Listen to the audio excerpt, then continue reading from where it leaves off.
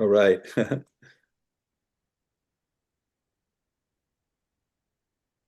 And we're live. Good evening. My name is Tegan Kehoe, and I'm the Research and Adult Program Director at the Paul Revere House.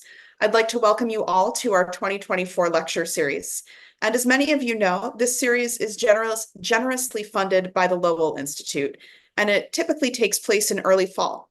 This year, it's spread out a little. We'll have a lecture in December to tie into an anniversary. And we're currently swimming in 250th anniversaries here in Boston. And tomorrow will be the 250th of Revere picking up the Suffolk Resolves in Milton to bring that document to the First Continental Congress in Philadelphia. Our lecture this evening will shed some light on the political revolutions that contributed to that moment, among other pivotal movements. Our hope is that this year's lectures will provide a glimpse into what it was like in the colonies in 1774. This past July, in introducing a lecture, I mentioned that Paul Revere and his contemporaries probably understood that they were living through an important and challenging period in history.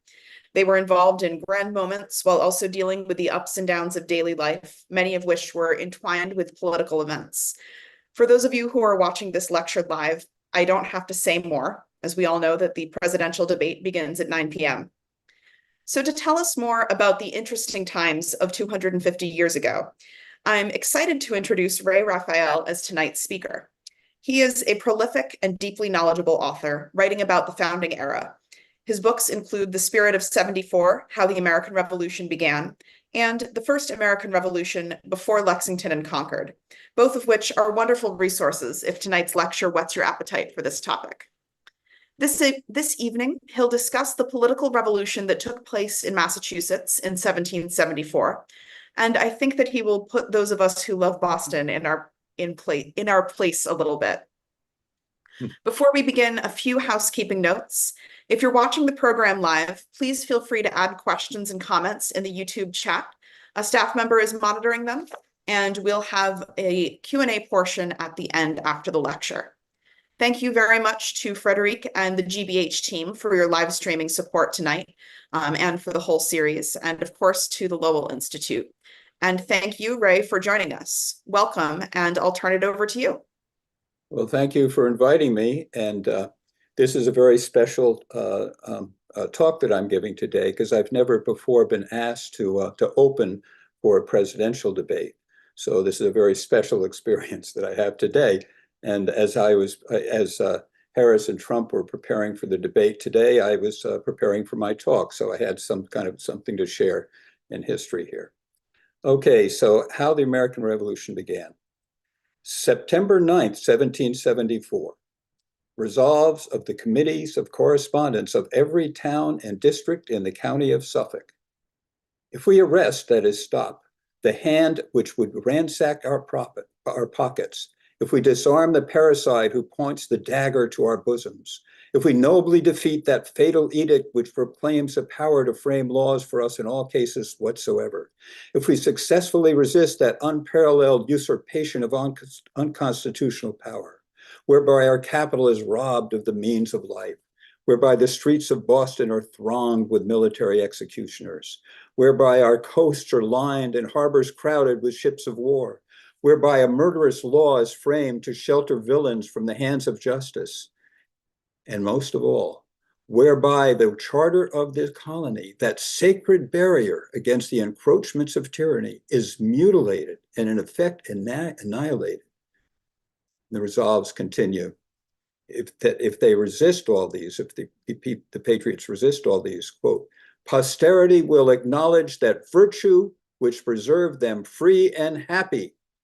And that's what we are doing today. We are acknowledging the virtue that has preserved us free and happy from the Suffolk Resolves and all that whole generation. My talk today, I want to basically contextualize the Suffolk Resolves and show how they were a crucial step in a larger picture. So we're going to go step by step in chronological order, starting through the 1760s and into the early 1770s. Boston was the center of the story. It was all about trade and taxes. And Boston, of course, being the major port, that's obviously where the epicenter of activity was and the resistance.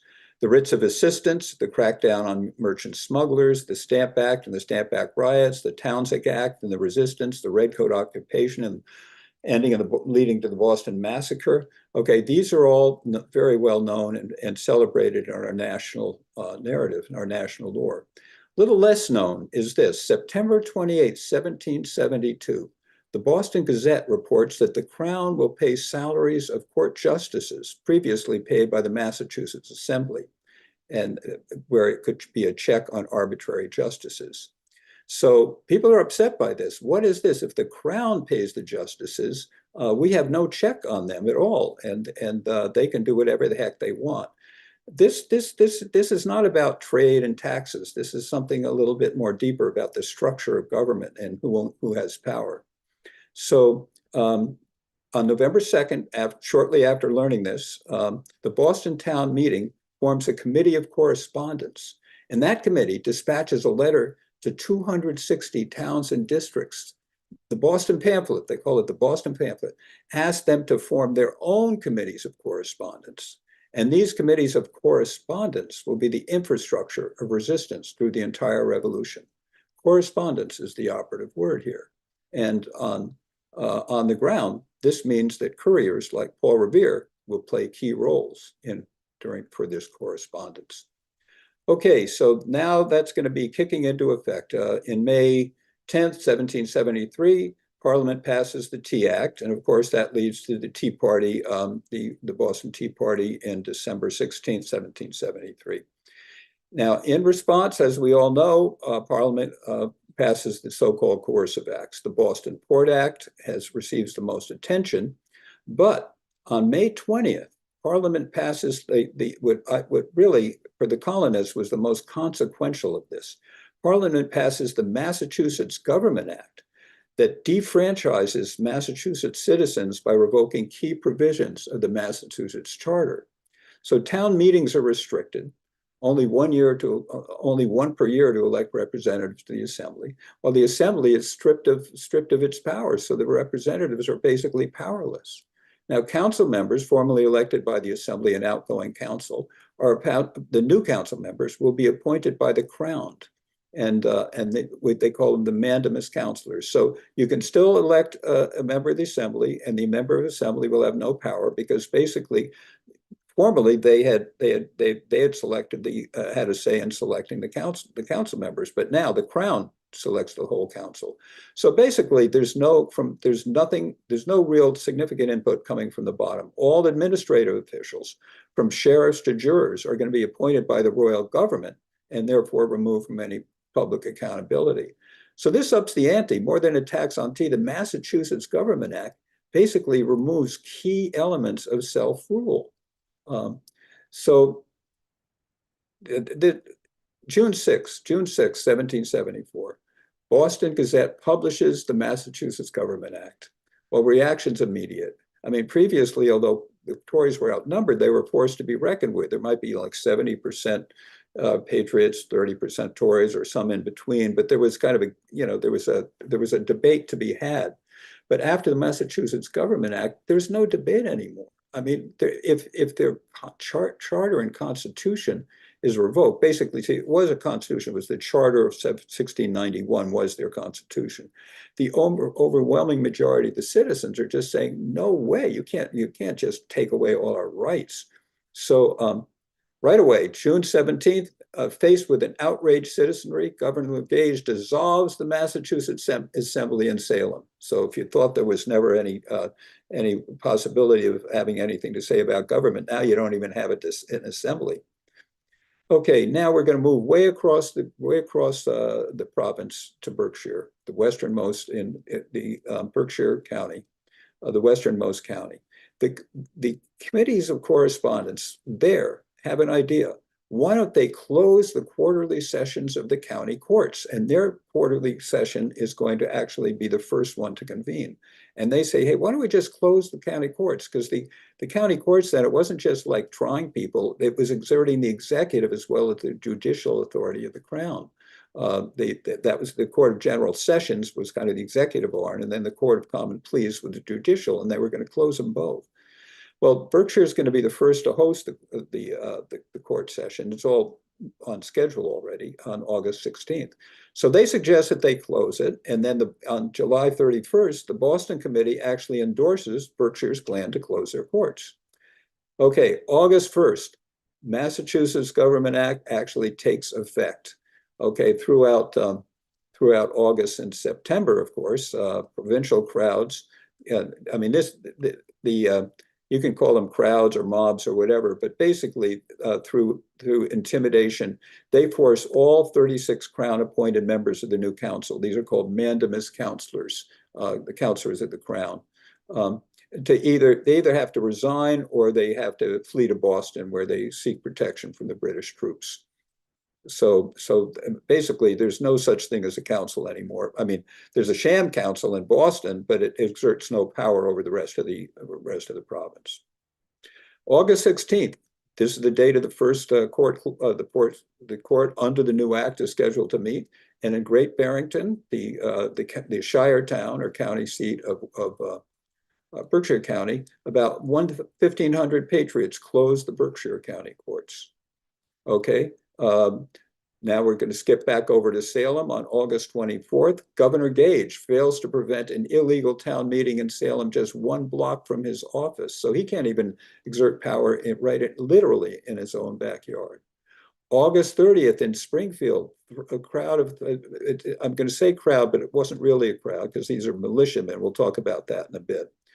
They closed the Hampshire County Court, and they're marching to staves and music. There's great documentation of this later from Joseph Clark, how they marched with staves and music to close the courts there.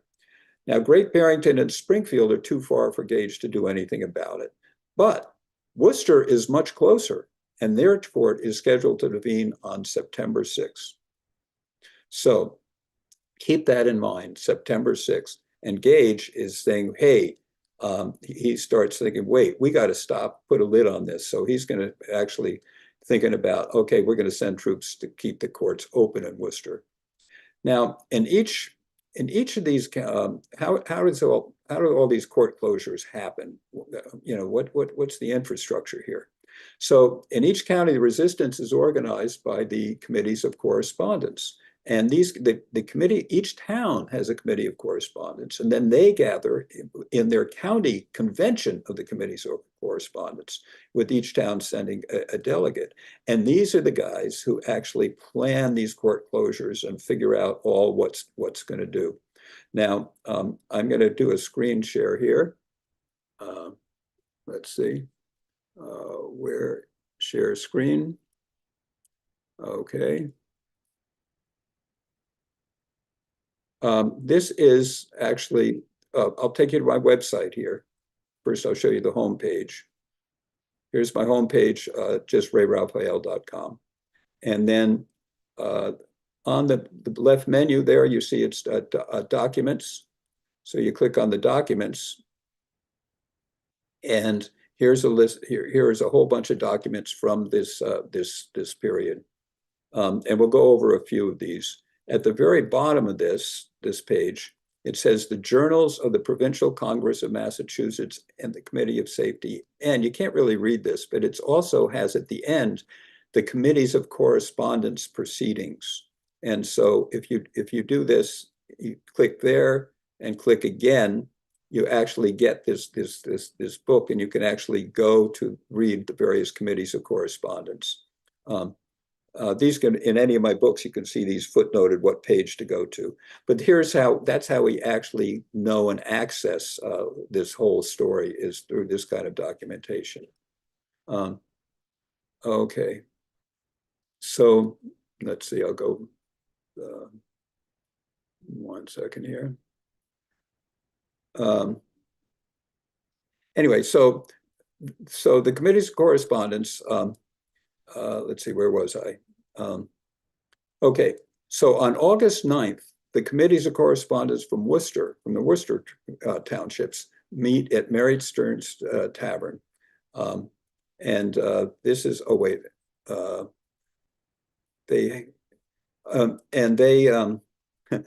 just trying to figure out if I should go back all the way to read it. You can't read it anyway, so I'll just say what it said. And then they say what are they going to do? They're scheduled to meet on September 6th. So this is August 9th. So they have plenty of time. Resolved that we have it within ourselves the exclusive right of originating each and every law respecting ourselves and ought to be on an equal footing with His Majesty's subjects in Great Britain. Resolved, Massachusetts Government Act, which, quote, alters and annuls our charter without our consent, is a great and high-handed claim of arbitrary power.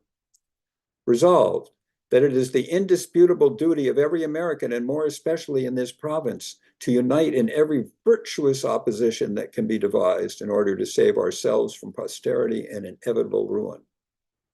Okay, what to do about it? Voted that we most earnestly recommend it to the several towns in this county, and if it should not be thought too arrogant, to every town in the province, to meet and adopt some wise, prudent, and spirited measures in order to prevent the execution of those most alarming acts of Parliament respecting our Constitution. Okay, so they're getting ready to do something about it. At this point, the town of Worcester's Committee of Correspondence, they actually think we have to extend this a little bit, and they suggest a multi-county meeting with Suffolk, Essex, Middlesex, and Worcester to provide for the mutual protection and coordinated resistance, because so far it's just county by county. So Worcester is actually taking the lead here to provide the coordinated. And sure enough, on August 26th and 7th, that four-county meeting does happen, and it calls for a Provincial Congress in early October. They're already talking about a Congress, and this Congress is going to basically evolve into a government. Okay, on August 30th and 31st, the Worcester County Committees of Correspondence convenes again. There's too many for the Stearns Tavern. They move to the courthouse, which they've just usurped of their own, and they show up and they arm. Actually, I'm going to read this to you here. Okay. Whereas it is generally expected that the governor will send one or more regiments to enforce the execution of the acts of Parliament on the 6th of December, that it be recommended to the inhabitants of this county, if there is intelligence that troops are on their march to Worcester, to attend properly armed in order to repel any hostile force which may be employed for that purpose. So that's the call that's going out. And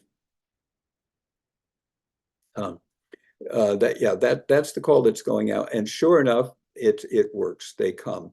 As a matter of fact, on September 6th, well, first of all, Gage gets word of this and that they're arming, and he does plan actually to send his troops out there. But then he gets word that, wait a second, there's too many people. And when we're talking, the resistance is too great. And when we're talking resistance too great, we are talking real resistance. Now, I'm going to take you back to the website here. And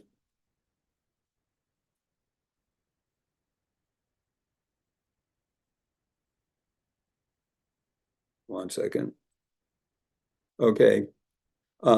The documentation of this is fantastic, because on the date September 6, 1774, 4,722 militiamen, 4,622 militiamen from 37 towns in Worcester County.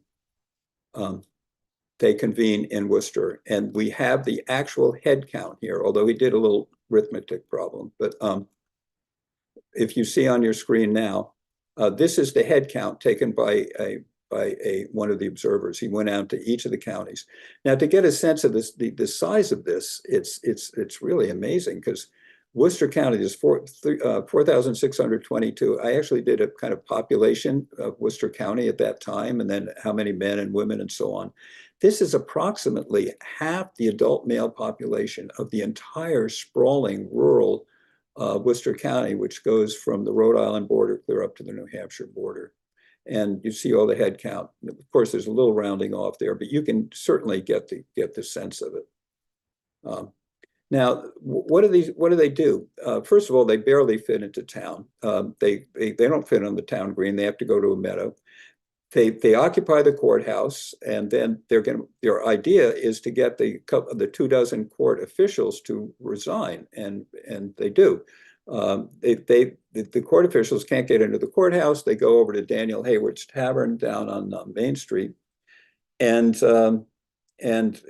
they just wait until the patriots, the militiamen, come and show them what to do. First of all, these are militiamen. This isn't a crowd, this is not a crowd.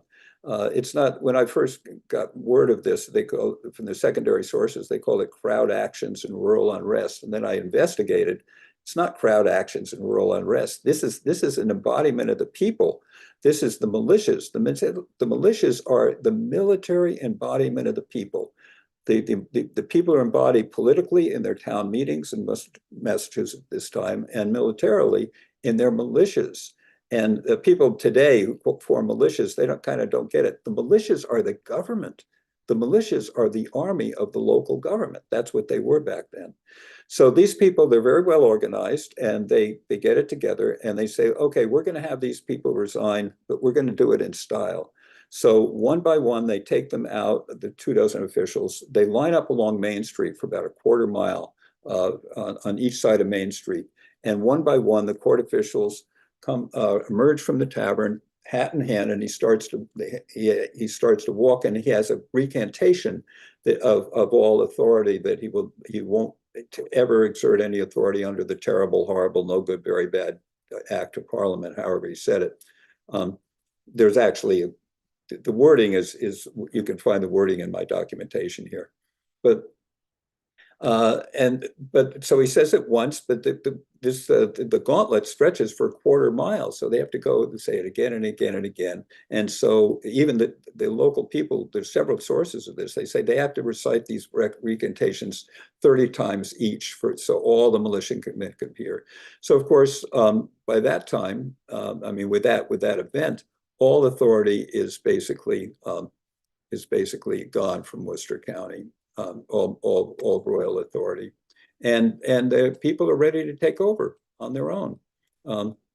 The very next day, the Worcester County Committees of Correspondence assumes the responsibility for governmental functions. They're saying, okay, there's no government, so here's what we have to do. Okay, now notice the date. We're up to September 7th. Okay, on September 9th, that's the date of the Suffolk resolves, and they say there's no obedience is due to this province, and so on. They pretty much say the same thing that the Worcester County people have already said, but they say it in much greater greater style. And so this is the one that we know. We know the Suffolk resolves. Nobody knows the Worcester resolves. But they're both saying basically the same thing. And this is now from the Suffolk resolves. No obedience is due from this province to either or any part of the acts above mentioned, but that they be rejected as the attempts of a wicked administration to enslave America. They're to withhold taxes, that it's recommended to the collectors of taxes, constables, and other officers who have public monies in their hands to retain the same and not make any payment thereof until the civil government of the province is placed under a constitutional foundation. Worcester Committee had already done that, and so on. Now, with all the justices having resigned, what happens then? And now this to me is the most fun part. People realize that the courts are dissolved. There's no law on the land anymore, because there's a big vacuum. So here's what they say. As far as is possible, prevent the inconveniences that must attend the suspension of the courts of justice. We do earnestly recommend it to all creditors to exercise all reasonable and generous forbearance to their debtors, and to all debtors to discharge their debts with all possible speed, And if any disputes concerning debts or trespasses should arise, which cannot be settled by the parties, we recommend it to them to submit all such cases to arbitration. And if the parties or either of them shall refuse to do so, they ought to be considered as cooperating with the enemies of this country. So anyway, that's in other words, hey, there's no government, but let's get this thing together now. Okay, so now here we're getting into some the heavy duty politics here, because that's what's happening in Massachusetts. And the problem is that's Massachusetts. What's this going to mean for the rest of the colonies? And here's where Paul Revere comes in, as we all know. Paul Revere carries a copy of the Suffolk Resolves. Now remember, the Suffolk Resolves are the Suffolk County Resolves, but all the other county resolves have also done their resolves, as I read you some of the ones from Worcester. But the Suffolk are by far the best written by Joseph Warren, and these people are more connected. So Paul Revere takes the Suffolk resolves to the Continental Congress in Philadelphia. Okay, now the Congress in Congress, what are they going to do? The Congress actually voices support for resistance. They actually endorse the Suffolk resolves, but there's a catch. A lot of the moderates in Congress, they didn't like they were kind of wary of this. But the Suffolk resolves were clever, because they actually had a phrase in there which said that Massachusetts citizens were to act merely on the defensive and within reason. In other words, they were not supposed to like basically start a war or something, could get too outrageous. So and that's what the Congress does. Congress actually approves the resolves with the provision that they stay completely on the defensive. Now, to get a sense of the politics here, the people on the ground, a lot of them, they want more. They don't want to stay on the defensive. They're angry. They're angry, and they say there's a big push to actually attack Boston, attack the redcoat soldiers in Boston. But that's a grassroots. Now, Samuel Adams is supposedly, he's kind of like the kingpin of the radicals, right? Okay, now here's what Samuel Adams writes back to James Warren in Plymouth. Okay, I beseech you to implore every friend in Boston by everything dear and sacred to men of sense and virtue to avoid blood and tumult. They will have time enough to die. Let them give the other provinces opportunity to think and resolve. Rash spirits that would by their impetuosity involve us in an insurmountable difficulties will be left to perish by themselves, despised by their enemies, and almost detested by their friends. Nothing can ruin us but our violence. And to Joseph Warren, I have been assured in private conversation with individuals that if you should be driven to the necessity of acting in the defense of your lives and liberties, you would be justified by their constituents, but openly supported by all means in their power. But whether they will ever be prepared upon to think it necessary for you to set up another form of government, I very much question. Another form of government? Would they really? What's that all about? Well, I'll tell you what that's all about. Many of the people in Massachusetts are already thinking about another form of government. Okay, and I'm about to show you that other form of government.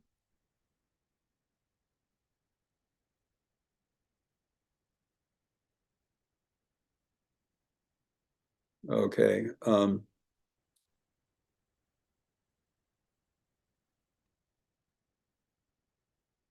Worcester's Declaration in favor of independence. This is on October 4th, 1774. The town of Worcester instructed Timothy Bigelow, its representative to the Provincial Congress, to basically raise from the ashes of the phoenix a new government, whereby, let's see, a new government. Let's see, where is that? Here we go. You are to consider the people of this province absolved on their part from the obligation therein. That's to the Massachusetts Charter, and to all intents and purposes reduced to a state of nature. And you are to exert yourself in devising ways and means to raise from the dissolution of the old Constitution, as from the ashes of the phoenix, a new form, wherein all officers shall be dependent on the suffrages of the people, whatever unfavorable constructions our enemies might put upon such a procedure. This is, imagine, where all officers are dependent on the suffrages of the people, a new form of government. They're talking about independence here. This is that like 21 months before Congress is declaring independence. The people of Worcester want to declare independence. But this is exactly what they don't, that Samuel Adams and his crew doesn't want to happen. And okay, so we're going to move on in the timeline here. And that's the instructions from the town of Worcester to the representative to the Provincial Congress in Concord. Now, when that Congress does convene in Concord, there are people like Timothy Bickle and Worcester pushing to declare independence and attack Boston, but they don't do it. They don't prevail. They don't prevail. Instead, what they do is they spend the next several months in the Continental Congress gathering arms, training the militia, getting everything ready for the British attempt to take back the province that they've already lost. Because Britain has control of one place only, as we know, inside Boston now. That's it, with the town limits.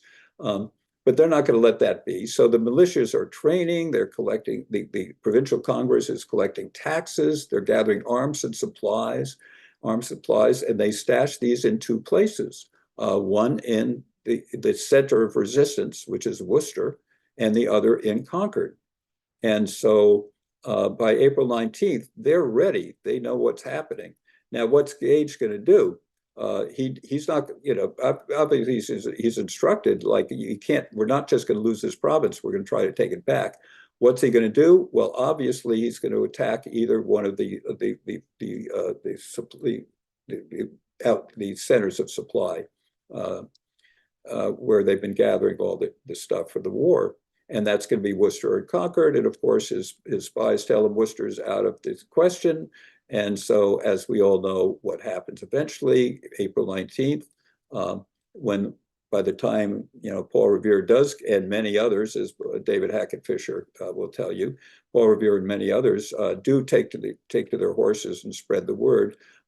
Everybody's ready. The militias are trained. There's plenty of arms, and the whole, the Massachusetts, the people of Massachusetts are ready to act. And that's the point at which that's the thing we celebrate as the beginning of the war, and it is the beginning of the war. But the beginning of the revolution really predates that. Everything that I've been saying today, that's why I call it the first American Revolution, or the spirit of '74. The Massachusetts Army is acting on its own. On May 16th, the Massachusetts Provincial Congress asked the Continental Congress to assume responsibility for the Army. And by then, it's not just a Massachusetts Army, it's a New England Army. And Congress, on June 9th, they do actually assume responsibility for the Continental Army and start raising money to support it. Now, interestingly enough, when I talk about this revolution of 1774 in Massachusetts, people are often, they've never heard about it. They're kind of like wondering, well, what is this revolution of 1774? When did that join the American Revolution? And which, of course, has the story entirely backwards, because the Revolution of 1774 preceded the American Revolution, and it was local. It was all local. It was not even led by Boston. It wasn't really led by anybody. It was led by the people. I mean, the Massachusetts Provincial Congress, by the way, the whole minutes there are on my website. You can access them through my website. it was an amazing project to arm and get ready for war and get all the supplies and the coordination and the committees and the couriers and all these people working together all this time to do it. And sure enough, that was the Massachusetts Revolution of 1774.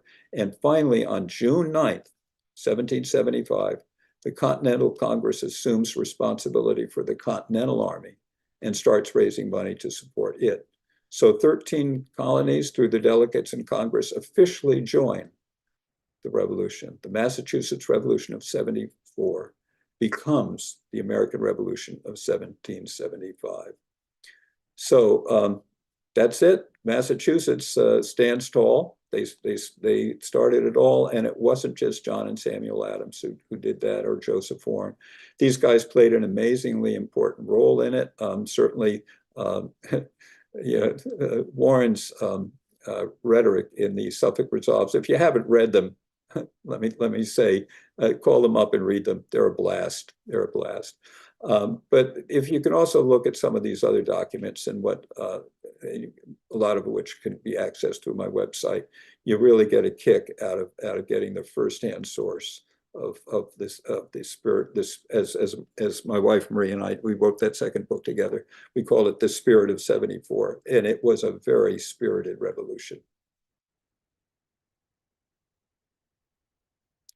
So that's my prepared talk, but I would love to chat with folks. Well, thank you so much, Ray. That was a really great, revival of that spirit of 74. So I think we have some questions that are starting to come in the chat, but I also want to invite folks who are watching live to put your questions and comments in the chat, and we'll be sharing them.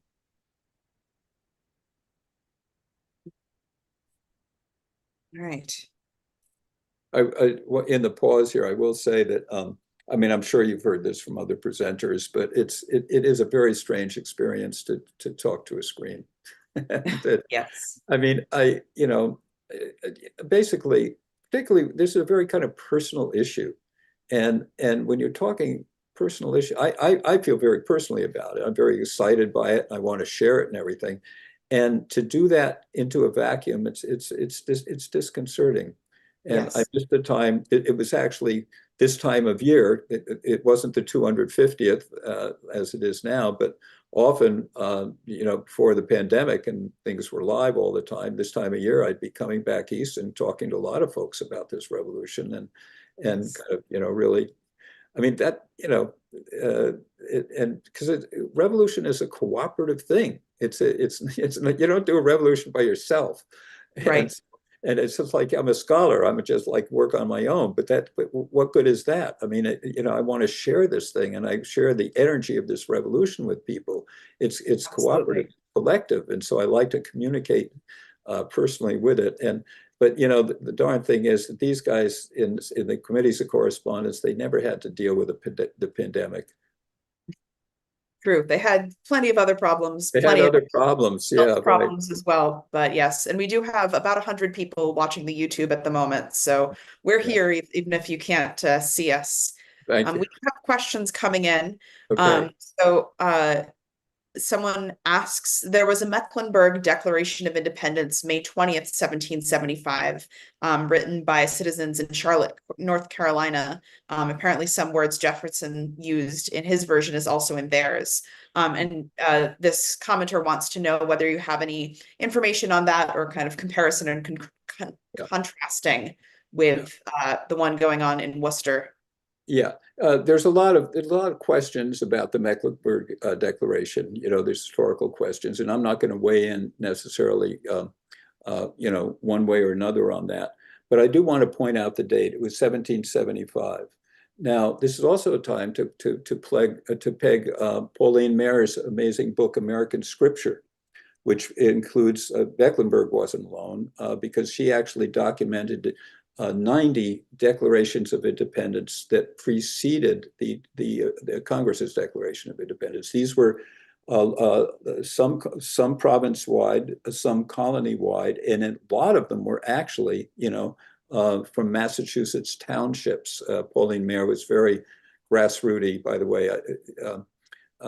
She really loved to get to the grassroots too.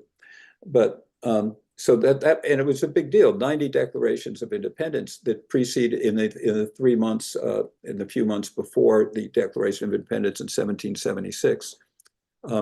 So, and that's of the ilk that the Mecklenburg Declaration was, one of these more local declarations. But when I first kind of broke this story and figured out, wait a second, those are 1775. This one is 1774, and it's it's literally more than a year before any of the ones that she discovered. So needless to say, I'm some guy from California and finding this stuff. So I, of course, send her a book, The First American Revolution, and say, hey, look what I found. And so anyway, she told this is a story she told later.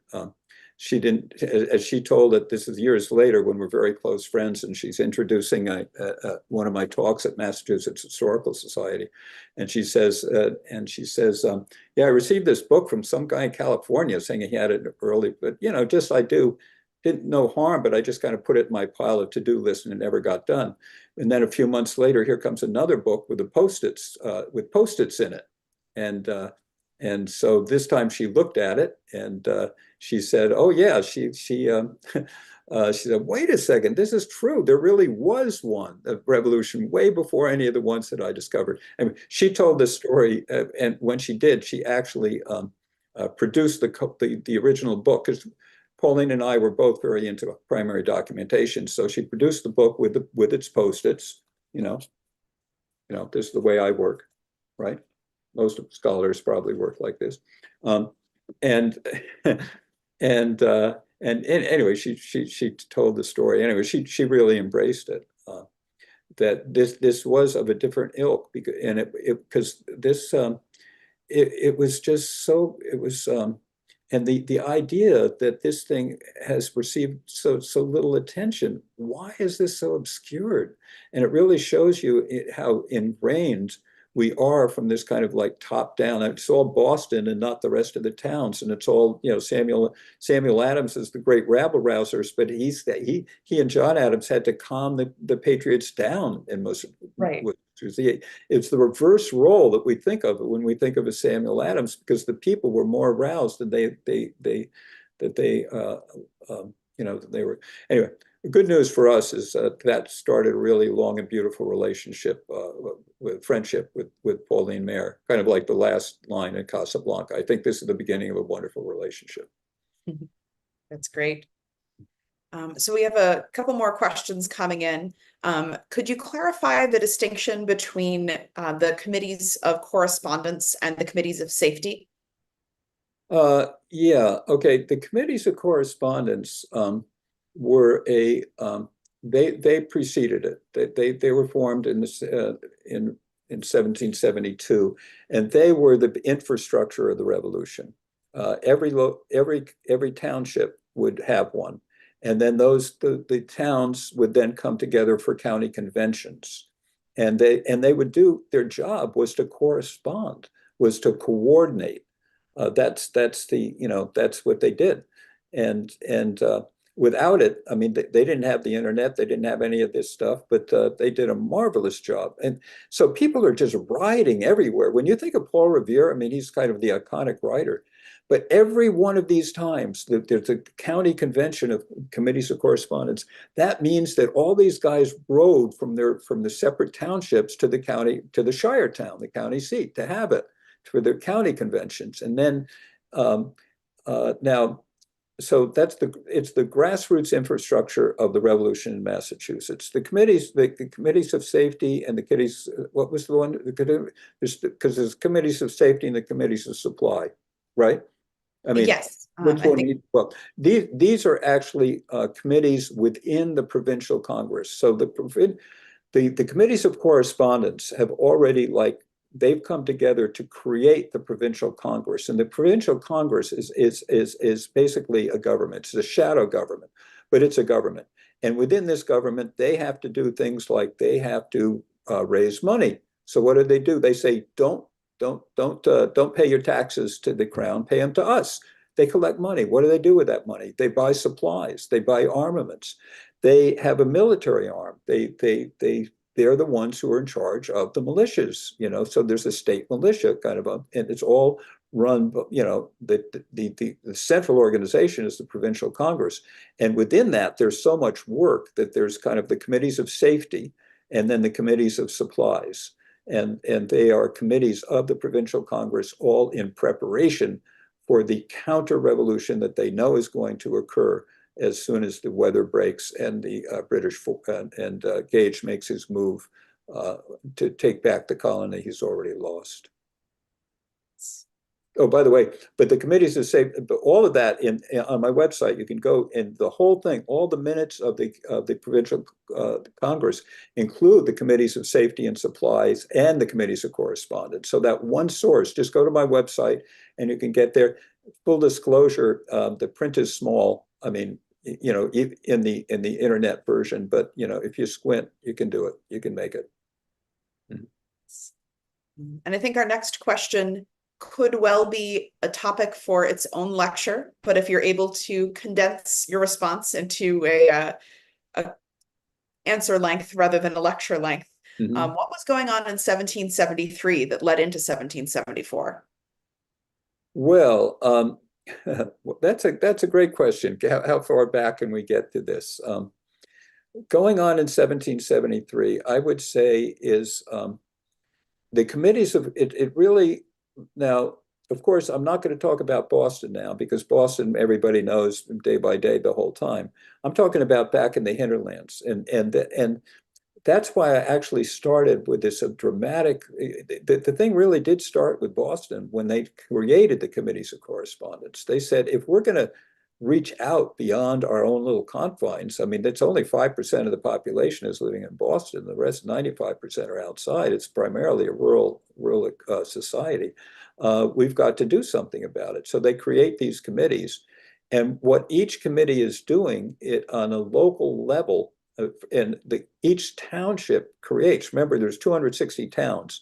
And the majority, like 160, I can't remember the exact number, but probably about 2/3 of them actually respond and create these committees of correspondence. And so what they're doing, they're talking with each other and figuring out at each level what they're going to, how should we deal with this stuff? Because there were issues before the government, before the Massachusetts Government Act. That was the killer. That's what amped everything up.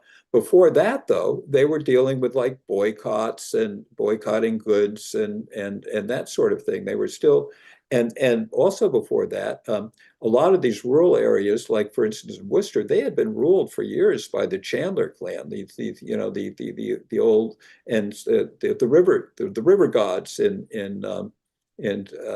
Hampshire County. The landed gentry. These guys had kind of like ruled the roost on the local level. But as people start to ramp up and get upset with the merchants who aren't obeying the boycotts and so on, that's what the committees of correspondence, as I say, they come together on the town level. What are we going to do? Basically, they're kind of a radical caucus within each town. And then the whole thing, the emphasis on correspondence is communicating with other towns and how we're going to do all that. And so basically so before 1774, there's kind of an informational infrastructure being built, which then gets activated in big time, put on steroids in 1774 with the Massachusetts Government Act. Yeah, thank you. And these next two questions are from different people, but I think I'll combine them because they're somewhat related. So a question, what were the major similarities and differences among resolves from different locations? And this commenter is asking about Mecklenburg, Fairfax, Halifax, and so on. And then someone else is asking why you think the Suffolk resolves were the last of the resolves. And I'm not sure chronologically. I hope you can shed some light on whether they were chronologically the last or whether they just sort of rose to prominence because of their role. What were the earlier ones that you mentioned? The commenter is asking the differences among the Suffolk, Mecklenburg, Fairfax, Halifax, etc. resolves. Well, not all of those are Massachusetts. That's the main thing. I mean, right. these are all, those are all different localities, you know. Right. And so, and what do they have in common is they're all resolves. So, you know, continent-wide, all of these, each place has its own set of grievances. In Mecklenburg or Fairfax, they have nothing to say about the Massachusetts Government Act. That's not their issue. You see, they have their own issues going over there. And I haven't fully investigated those. I mean, you know, I'm a historian, but you can only do so much. And once I started living in Massachusetts in the Revolution, I kind of really didn't emerge very far beyond it. I mean, I did. I wrote several other books on it, like The People's History of the American Revolution was actually the first. But in terms of the in-depth, day by day, getting right down to the, you know, the whole infrastructure of it. So yeah, that's all I can say. They were all these things were dealing with local issues, and a lot of the local issues they had in common, depending on what was happening in their colonies at that time. Yeah. Yeah. And can you speak a bit to why the Suffolk resolves were perhaps the last, or at least the most prominent of the Massachusetts resolves? Yeah, the resolves were simply every county came together in the county convention and basically the county conventions were more or less triggered by the court dates, and it actually, Suffolk wasn't the last, but it was the last that I mentioned. And see, the quarterly courts had a certain schedule. And you know, it was already set in stone that the first court in that summer was going to happen in Great Barrington.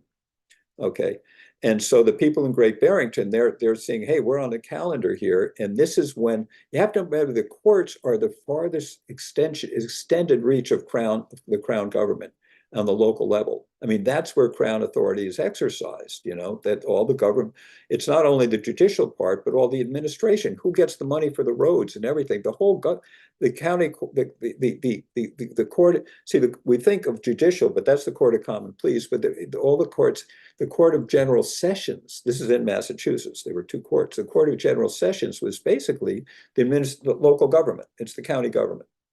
And so as each one of these courts is about to convene, the people in that county start getting together, and each of those counties of committees of correspondence, they decide something. And those decides, what they've decided is the resolves, okay? So there's several reasons why we know that the Suffolk resolves way more.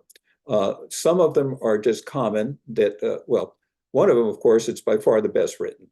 I mean, you know, just read the whole thing. Hey, you know, 250 years ago plus a day, take the time tonight or in the next week just to read the Suffolk resolves. I mean, it's amazing. I mean, Joseph Warren.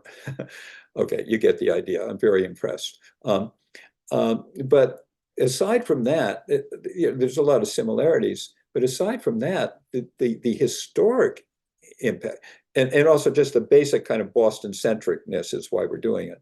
But aside from that, these are the ones that had the Worcester resolves never reached the Continental Congress, nor did the Berkshire County resolves or any of the other counties.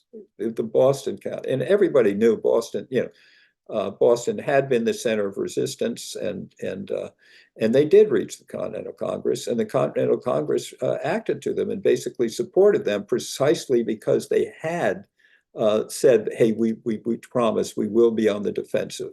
And incidentally, I want to comment on that.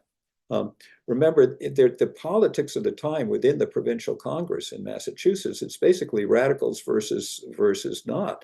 And there's a lot of people who want to declare independence right away and march on Boston. And then there's the people like Samuel Adams, the leaders, a lot of the leaders we know who say, no, the rest of the colonies won't support us. You have to look at it from the point, the rest of the colonies, they didn't want to be dragged into a war. You know, Massachusetts, like why would you do this? It's like, what, we're in Ukraine now. We don't really want to be dragged into the Ukraine war, United States. I mean, they're distinct, they're colonies, but they don't want to do that. So, but the fact that these Suffolk resolves were accepted because they had already, the key thing in the Suffolk resolves is that we are going to stay on the defensive. And that was the political thing that allowed the Continental Congress to endorse them, even against the more conservative voices within the Continental Congress. We'll be on the defensive. The reason I like this today, it applies today. This is a great example of people on the radical end of things. Like today, this would be like the progressives, the radical end of things. They want to push, push, push. And often if you push, push, push, you're going to get a pushback and a reaction. And then you have the moderates who say, no, let's go slowly. Now, I'm a veteran of the civil rights movement, and initially I had no stomach for moderates. I mean, we were all about push, push, push back in the 60s. And incidentally, that's how I got alerted to grassroots movement and started studying. My first book on the revolution was A People's History of the Revolution, American Revolution, and certainly the grassroots here. But the radicals alone is, if the radicals had had their way, the rest of the colonies probably wouldn't have supported them. If the moderates, remember, they didn't want to go as far as the radicals were. But what we have here is the Provincial Congress unites these. They actually say, we're going to do it both ways. We are going to be so prepared. We're going to be radical. Because we're going to get all our act together. We're going to get our ducks in a row. And they push, push, push for that. And then when it came time, they were ready. So to me, it's the perfect example of radicals and moderates kind of like bearing the hatchet, working together in the Provincial Congress and getting ready. Yeah, definitely. And I think we have time for just a couple more questions here. And before we do those questions, you were talking up the Suffolk Resolve so well. I do want to remind folks that tomorrow is the anniversary of Revere actually starting the journey to take the resolves from Milton to Philadelphia. So this lecture was intentionally timed that way. And I will put in a quick plug for the Revere House radio podcast, because both this week's and next week's episode are about the Suffolk Resolves and that journey and the Continental Congress. And we have one of our interpreters reading a couple of excerpts of the Suffolk Resolves in those episodes. But I will second Ray's suggestion to go read the original text yourself. It's maybe a 15-minute read. It's not an encyclopedia. It's a really stirring document. So our final couple of questions. We have a viewer who is a collector, collects historic autographs, and wants to know if you are a collector and whether you collect any original documents from the Founding Fathers. No, I'm not a collector in that sense, but I have a great affinity for primary documents. Primary sources, and that's exactly why I have put them all on my website. And I don't collect documents for my house. I collect documents and try to put them out there for people to reach out and use. Yeah, that's wonderful. Yeah. And we have a commenter who is someone who portrays, she says, 27 different famous women in history, including Rachel Revere. And she heard a couple of things tonight that she'd like to add to her portrayal. And while giving you credit, she'd like to ask if she may do that. What, to give me credit for anything? She says, I heard a couple of things tonight that I'd like to add to my portrayal. May I do that, please? I'll give you credit for it. Oh yeah, sure. Yeah. I mean, by the way, I am a public historian. I'm a public historian. That's the way I mean, I don't believe in anybody has, right to anything. I mean, it's just what I love about the revolution is that it's all people working together. And and as I said, I came from the 60s grassroots movement, And it wasn't all Martin Luther King, as wonderful as it was. You know, I was working with SNCC, more of a grassroots effort. And when I started looking at the American Revolution, that's what I saw. You know, people's history, American Revolution, how common people shaped the fight for independence. And I'm all about that. We used to call it participatory democracy in the 60s. And when you talk about participatory democracy in the 60s, holy cow, how about that term for the Massachusetts Revolution of 1774, participatory democracy?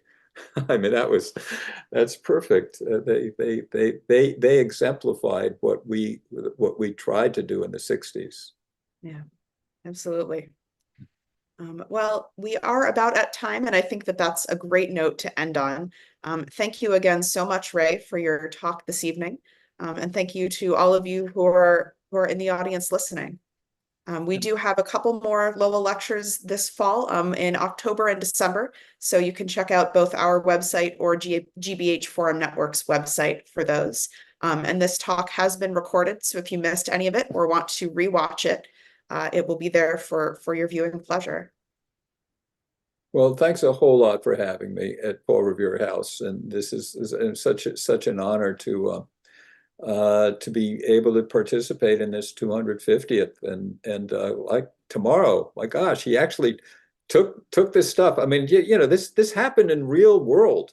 I mean, Yeah. you know, he had his horse. He was carrying the documents in his pouch or whatever. You know, there he was doing this thing. It's all real. You know, it's all like ideas for us now, but it's that's the concrete reality. And one thing we can do is that's really what things like the Paul Revere House do, is they try to make these things real, you know, physical, make us feel them. And so you guys do a great job of that.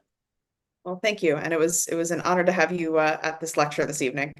Okay, thank you. And thanks to the listeners. And I love the questions, by the way. That's always the most fun part. I mean, whatever I say, you know, I've said these things before a few times, but when I get the questions, finally I'm interacting, and it's really fun, because history is a participatory sport. You know, it's not a solo sport. It's a collective sport. It's a team sport. We're all in this together. Absolutely. Okay.